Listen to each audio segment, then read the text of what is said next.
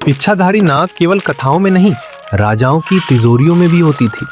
लाल मोम के बड़े खंडों को छोटे टुकड़ों में तोड़ा जाता है। मैं इन्हें चूल्हे की मंद आंच पर पिघलाता हूँ। अब इस पिघले मोम को काष्ठ के बक्से में डाला जाता है ताकि एक मूल आकार तैयार हो सके।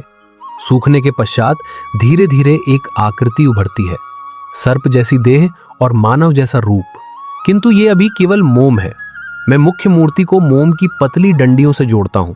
यही मार्ग आगे चलकर धातु के लिए होंगे और इन्हीं से वायु बाहर निकलेगी।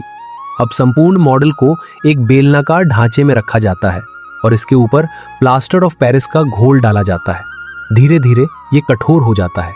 अब वास्तविक जादू आरंभ होता है। मैं इसे भट्ठी में रखता हूँ। ताप बढ़ता है और भीतर का मोम पिघलकर बाहर निकल जाता है। पीछे शेष रह जाती है एक खोखली जगह। अब तांबा और पीतल 900 डिग्री की अग्नि में पिघलते हैं।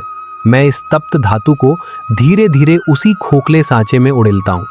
सूखने के पश्चात जब सांचे को जल में डुबोया जाता है तो प्लास्टर टूटने लगता है और भीतर से निकलती है धातु की कच्ची मूर्ति।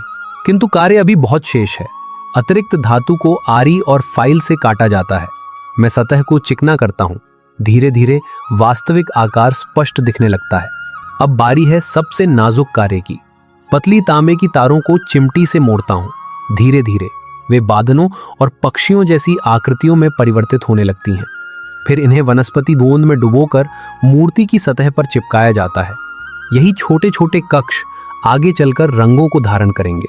अब इन तारों पर सोल्डर पाउडर छिड़का जाता है और भट्ठी में गर्म किया जाता है ताकि वे सदैव के लिए धातु से जुड़ जाएं।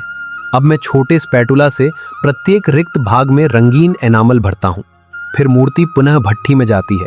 800 डिग्री की गर्मी में धीरे धीरे एनामल पिघलता है और कांच जैसी चमक धारण करने लगता है।